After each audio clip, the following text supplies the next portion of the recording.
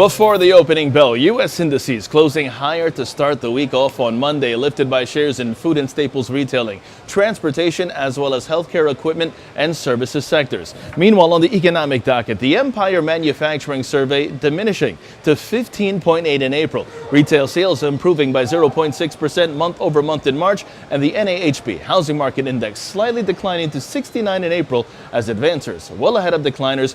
88% of SP 500 constituents, they traded higher yesterday. Now, after the markets closed, Netflix releasing first quarter diluted EPS of 64 cents, in line with expectations from 40 cents a year ago on revenue of $3.7 billion. MuleSoft, shareholders saying that they have filed to sue the company in order to block the $6.5 billion sale to Salesforce. While turning overseas, Asian markets mostly down today. The Nikkei is up 0.06%, but the Hang Seng down 0.83%. China's CSI 300 down just about 1.6%, and South Korea's Kospi down 0.15%. European markets gaining ground, and U.S. futures calling for a positive start. Now, in terms of expectations today, Johnson & Johnson first quarter EPS seen at $2.01. United Health Group first quarter EPS seen at $2.89 on sales of approximately $54.9 billion. And Goldman Sachs first quarter EPS seen at $5.56, and IBM first quarter EPS seen at $2.41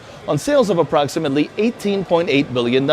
While on the economic docket, 8:30 in the morning, we had the March housing starts figures, and we have them both year over year and month over month. We also have building permits month over month and year over year. While 9:15 in the morning, we have March industrial production figures as well as March capacity utilization. Now, turning over to the markets, the SP 500, that sees the upside prevail, and that's in focus as the relative strength index that's mixed with a bullish bias. The index, supported by a bullish trend line and long positions above 2660, are favored with targets at 2700 and 2715 in extension. The Nasdaq, meanwhile, sees the upside prevail, and lastly, the Dow Jones, that sees the upside prevail as well.